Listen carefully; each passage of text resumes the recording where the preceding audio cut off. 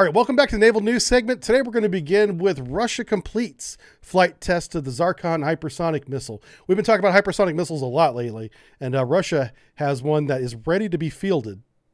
They are going to do another test in November, but deliveries of this missile to the fleet and to the Army, because there's a ground-based version of this missile as well, will begin next year, 2022. This missile is going to be deployed on submarines, ships, and ground mobile units. But let's read from this piece by Naval News written by Xavier Vassever. He says, Russia has successfully completed flight tests for its advanced Zircon hypersonic cruise missiles from the Northern Fleet's Admiral Gorshkov frigate, a source in the Russian Ministry of Defense has told TASS. TASS is a news service that I believe is state-sponsored up in Russia. All right. From the TASS quote, the news agency says the flight test of the Zircon missile from the coastal bench, which is like, a launcher designed to test it as they shoot over the White Sea, and from the project frigate Admiral Gorshkov have been successfully completed. Over 10 launches were performed. The latest of them were in July. According to the source, the next Zircon trials are planned to be in November, and they will continue into 2022. After that, the delivery of the missiles to the Russian armed forces will begin. The Rutov Research and Production Associated Machine Building, NPO, part of the Tactical Missile Corporation, which developed it and produced the Zircon hypersonic missiles, declined to comment for more information, which that's pretty typical of them. They've already got the contract. They don't need to make any public statements. They're not going to make any more sales. If they say anything, they could actually lose sales. So they don't want to do that. During the Army 2021 forum of August 24th, a contract was signed with the Defense Ministry on the delivery of the Zircon hypersonic missiles to the Russian armed forces, according to Alexander Leonov. The contract will be fulfilled by 2025. So between 2022 and 2025, that 3-year period, they'll be supplying the armed forces with these hypersonic missiles. Earlier, Russian President Vladimir Putin said the Zircon missiles are capable of flying at speeds of 9 Mach. That's extremely fast. And hit targets at greater than 621 miles away. Would go into combat duty soon, said President Putin. It was reported that July 19th, Admiral Gorshkov frigate successfully test-fired the Zircon hypersonic missile against a ground target. The missile flew at a speed of 7 Mach and covered the distance of 217 miles, according to the Defense Ministry's press office statement. And there's a picture of the missile there. I can't blow this one up. That's as big as it gets, but it kind of looks like an artist rendering, but we'll just go with it. We'll assume that that's accurate. It does have a ramjet there on the front. That might be hard to see. The first-in-class frigate test-fired the Zircon, hypersonic missile 4 times last year, December, October, November, and then again in July or January. Oh, it was going backwards. Okay, yeah. Okay, open sources said that hypersonic 3M22 missile was designed by NPO in the Moscow region as part of the Zircon code complex, which NATO reports as SSN-33. So that's what we're going to call the missile, SSN-33. Very cool. The missile can develop a speed of Mach 9 and fly at an altitude of 30 to 40 kilometers. Altitude where the range and speed increase, the air resistance is smaller. Experts estimate the payload to be 400 kilograms. A large payload. That's pretty big. And the missile is a length of 10 meters. Zircon can be fired from vertical launchers and submarines and Bastion mobile coastal missile launchers. Very cool. So basically the story is Russia's just about done testing with this and ready to ship these out to the fleet. They're one of the first countries in the world that have gotten to this level where they have enough reliable data to mass produce these and put these out on ships. So what do you guys think? Is this a real threat? Is this something we should take seriously? Or is this just a bunch of Russian propaganda? These things don't work and they're just trying to, claim that they've done it first. What do you guys think? Oh, we need a Putin emote. I thought we had a Putin emoji. Yeah. Sounds like it'd be harder to hit a target too because it goes so fast. Yeah, I don't know how the guidance systems on these things work. I have no idea. I can't imagine taking something going Mach 7 or Mach 9 and trying to actually aim it. Yeah, I don't know. Especially if it's like a moving target. Yeah. You guys don't think that'll be that accurate? John Bloor says the missile tech is no joke. Okay. Yeah, there he is. We got the Putin emoji. Yep. All right. Yeah, let's move on to the next story. This one's kind of a feel-good story if you're in NATO or if you live over in the Baltic region. Northern Coast 21 has wrapped up. This is a war game that had been going on over there. This piece from the Naval News, written by the Naval News staff, so more than one writer on this story. They write, the Naval Exercise Northern Coast, or NOCO 21, is a recurring multinational exercise of NATO allies and partnerships for peace, PFP, countries. This year's edition was conducted in the southern Baltic Sea along the Swedish coast around the islands of Åland and Gotland from the 10th to the 23rd of this month. Approximately 30 ships and some 10 aircraft under 2,000 soldiers and sailors participated in this year's exercise. The following 15 nations participated. Wow, 15 nations working together. Pretty much all the Baltic region nations, it looks like. Belgium, Canada, Denmark, Estonia, Finland, France. Even France was participating. How about that? Germany, Italy, Latvia, Lithuania, and Netherlands. Norway, Poland, Sweden, and the United States, of course. You can't have a war game without the United States. It's just a game if we're not involved. We make it the war game. Okay, NOCO has carried out in the Baltic Sea since 2007, so this goes back quite a ways. It was initiated by Germany. Figures, they're always triggering wars, you know, those guys. Germany, but plan to conduct partner countries. This year, the Swedish Navy, the exercise is designed to improve multinational interoperability of maritime forces. That's coordinating attacks, working together, tactics, development. Yeah, you got to practice these things. You can't, start performing at a top level on day one of a war if you don't practice regularly. So it's good to see this happening. As a multinational maritime exercise, NOCO 21 aimed at strengthening the ability to combine national assets to effectively conduct combined maritime operations. A bit of political speak there. Just saying that they're working together. NOCO 21 gave participating units the possibility to practice a wide spread of archipelago with shallow waters. Oh, yeah, because the coastline of Sweden and Norway, for that matter, is broken up into all sorts of, very interesting topography, even under the water. Makes the sonar environment very complicated. And here's one of the ships. Look at that. Beautiful photo. How big a gun do you think that is? Looks kind of small to me. So this is one of the high-speed catamaran vehicles. I don't see a flag, so I don't know what nation this is. It's one of the 15, I'm sure. You guys like the camo? Yeah, the camo's kind of strange. Why would they go with a brown camo? I don't know. I mean, obviously, I guess if you're going to be operating near a coastline, that would make sense. From anyone looking at you from the sea. Yeah, I guess that would make sense. It's Norwegian. Oh, thank you. And it is a... it looks smaller than a 75 millimeter to me. This looks like more like a 57 or something. It's basically, it's got a choke on it. If you look at it closely, you probably can't see it on the stream, but I'm looking at it at a higher resolution than you guys are. And it comes out of the turret. Looks like a 5-inch. That's 5 inches right there. Just trust me on that. Okay. I know what 5 inches is. And then it's got this choke on it that takes it way down to maybe 30 millimeter, really small. 76. Okay. Yeah, it could be 76. I'd go with that. Anyway, very cool ship. I'm really impressed. Whenever I read about these exercises, I just would love to be like a fly on the wall on one of the bridges of one of the ships taking part, and just see what it's like, because I bet you it's a lot of fun.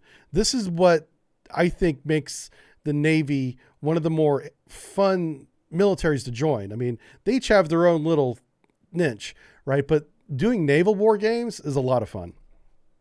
It doesn't matter if you're officer or enlisted, just being a part of a coordinated group like that. And unlike, say, in the Army, if you're a soldier on the ground, you don't really have the means of seeing the big picture. But if you're a sonarman in sonar, you not only know what you're doing, but you can see what everybody else is doing too. Yeah, so you got a different perspective on larger games. What do you guys think? Oh, you're still talking about it. It's a 60-knot boat. This thing goes 60 knots. Are you serious? That's fast. Holy smokes. That's crazy fast. That can outrun torpedoes. Unless it's a spearfish. Spearfish is badass.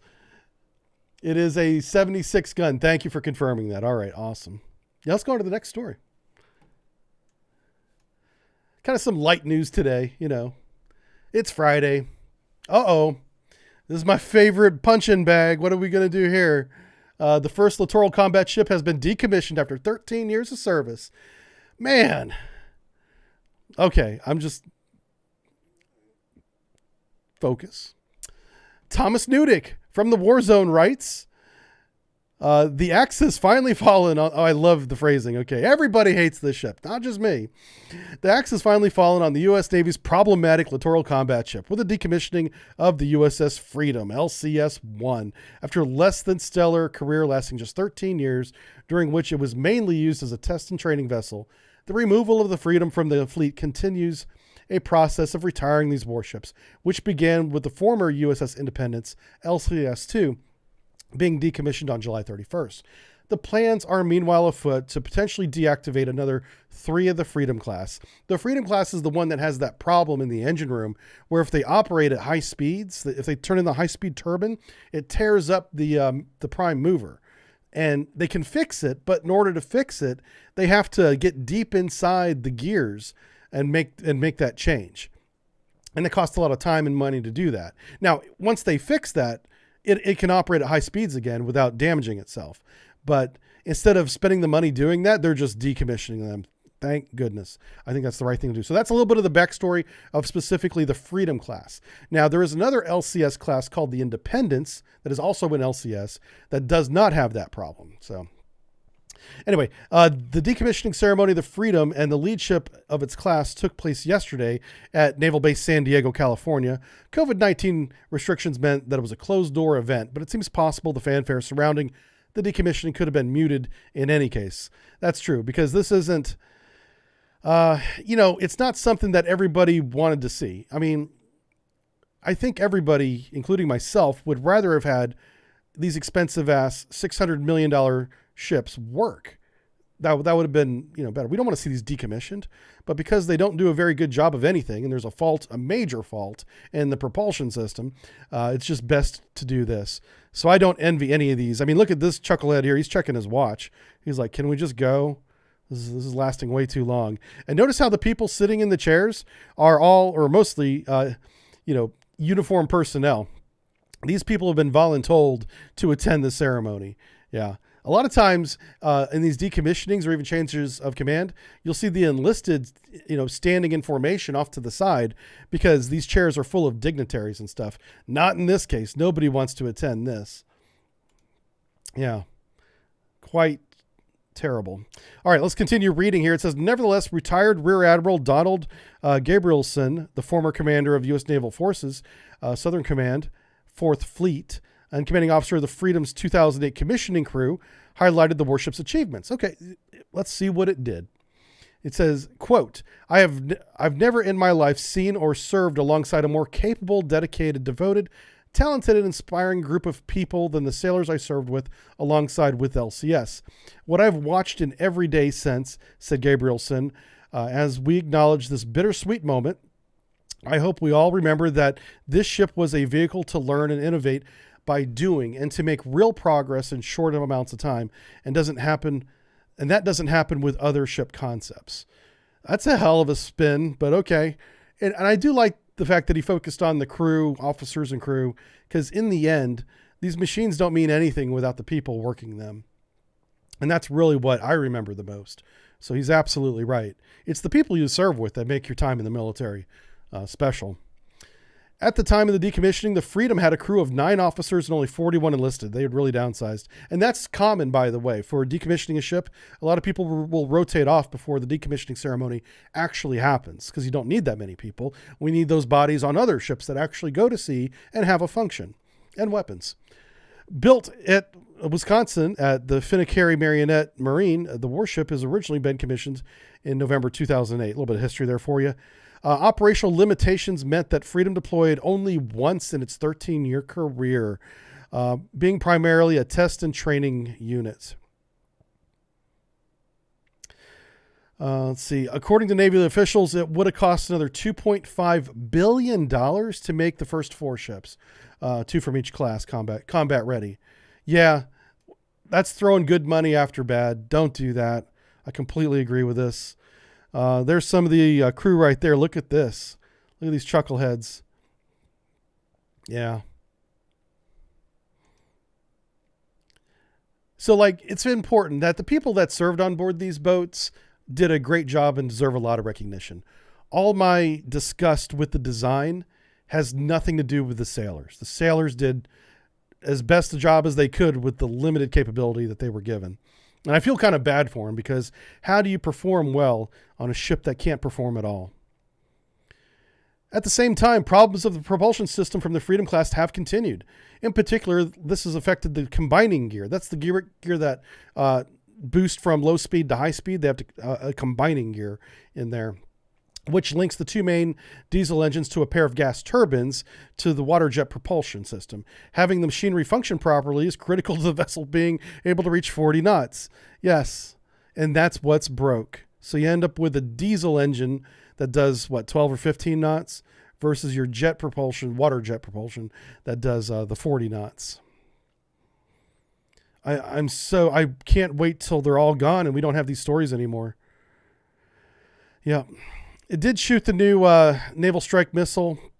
I kept calling these harpoon launchers and people kept correcting me. It is the new naval strike missile and did carry 4 of them.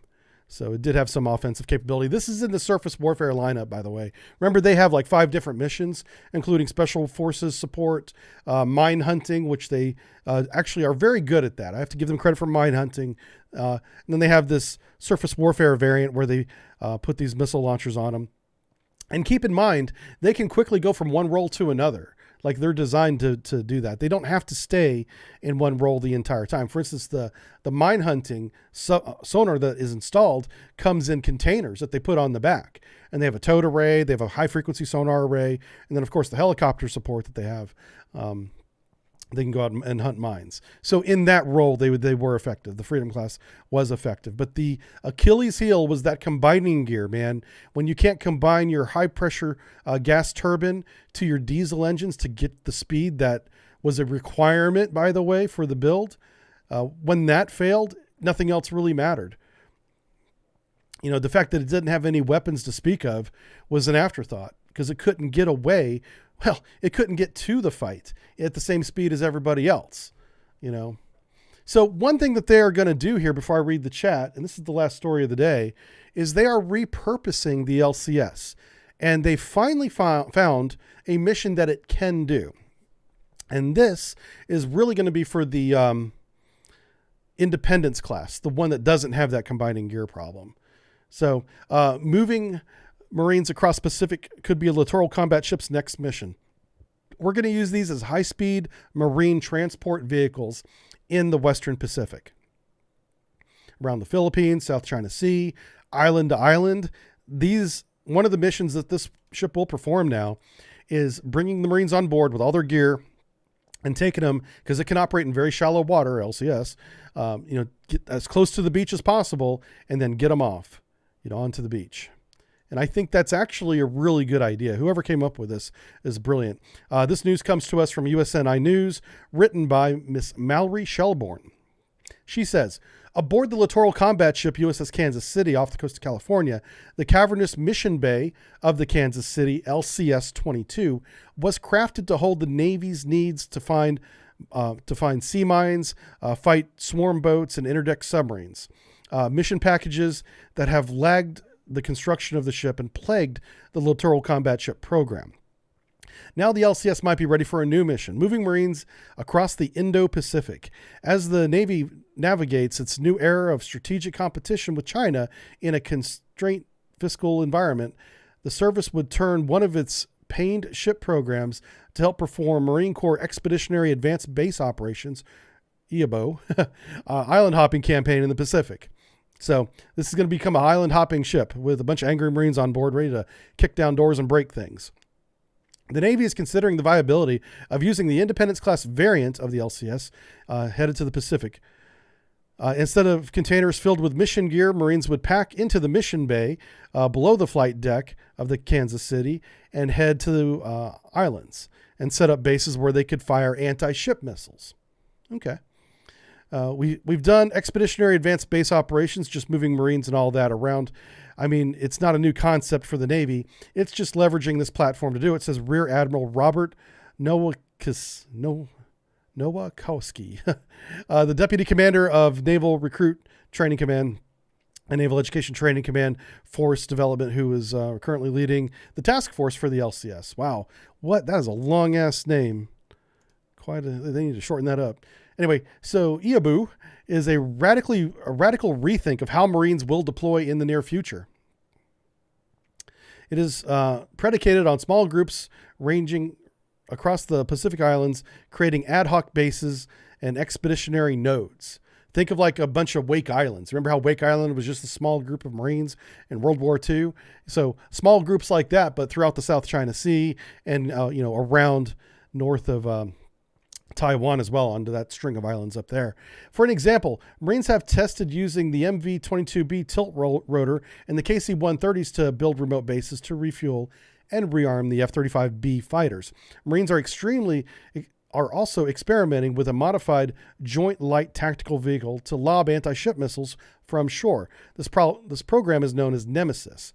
We covered that earlier in a naval news segment this summer because they were doing a large war game near Hawaii where they successfully set up a mobile anti-ship site and successfully launched missiles under this Nemesis program. The idea is really less on the Navy's this idea is to rely less on the Navy's massive amphibious ships and more on the air, smaller platforms, and units to spread Marines around islands and shorelines. And here we have an example of an ad hoc air base. It's actually a really nice tarmac. I don't know how ad hoc this is. This doesn't look ad hoc at all. But here you can see them. The fuel tank is in this helicopter. And here's the fuel line fueling up the jets that are here. And the jets just roll by, they get their gas, and they go. So this is an ad hoc setup.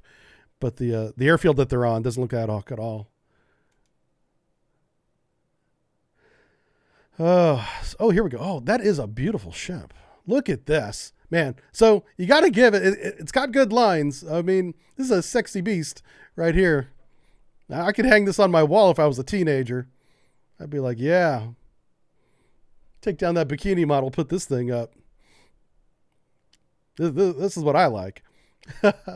Anyway, so what do you guys think about this? Repurposing the LCS Independence variant to become a transport ship, high-speed transport of Marines to make ad hoc bases around the Western, nerd, right? I know. Hey, listen, I'm a ship nerd.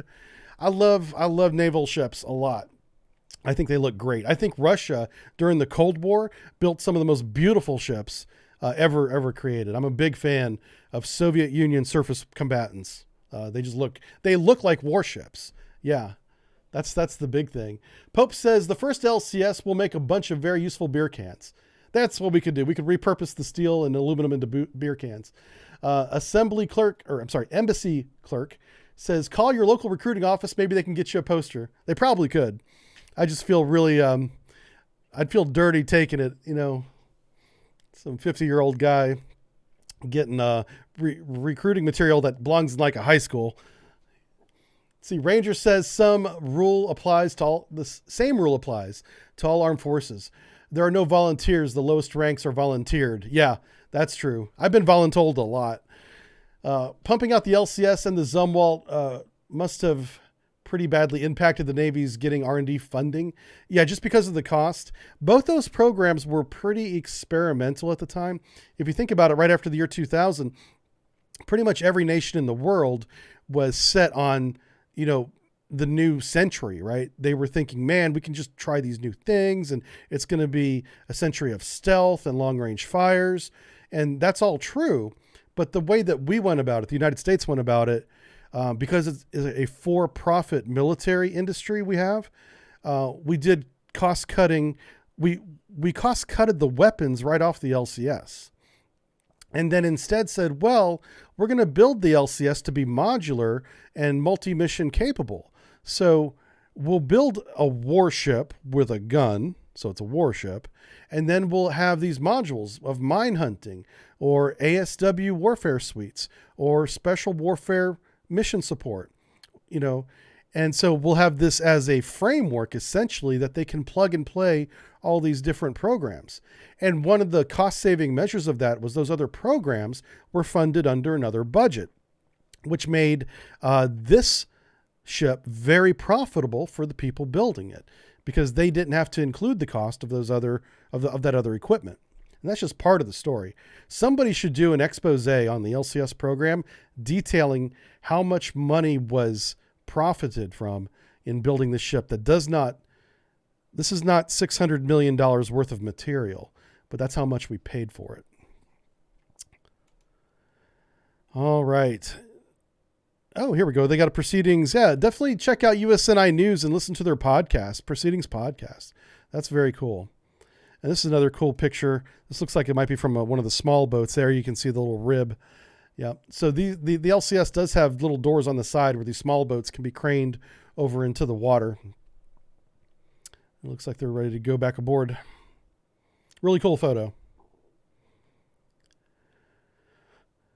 Yeah, like these sailors here, he's like, what? There's supposed to be weapons here. This is a warship. Why is there no weapon here? And he's like, that's coming in the next module. Yeah, it's like an episodic adventure. You know, this is episode 2. We don't have our weapons yet. Oh, there you go. This is a really good picture of the crane I was talking about. This is actually looking, it's out the back of the ship. Interesting. Okay, yeah, you can see the wake right there. Looking out the back of the ship, and they can grab these ships and pull them up into the loading bay, which is right there below the hangar deck. Very cool. Okay, so I am impressed with the way the ship looks. I've never been impressed with the way the ship performed. I wish they would put more weapons on it. Anyway, what do you guys think? Episode 3, the fire repellent systems. Yeah, military DLC. That's what we're going to name the episode. Military DLC. You nailed it. I don't have a pen. I need to remember that. Who said that? Ranger Pig 83. Well done, sir. Well done. Okay. Offshed says, find something wrong with his boots and how a sailor plants his blouse. Biter says 15 years later, the LCS finally has a mission. Yeah. So I do think this is a good idea. I think it's a good repurposing. Moving the Marines around the islands makes sense to me. So I got a seal of approval for that. And this one, again, doesn't have that combining gear problem. So this one can do the 40 knots. So that's important. But look at all this deck space. Let's put a weapon system there. Look at that. We could do something with that. Maybe put some weapons back here too. Okay. All right. That's it for the naval news today. Just a couple light stories. It's Friday, getting into the weekend. So we'll be back with some more cold waters in just a minute.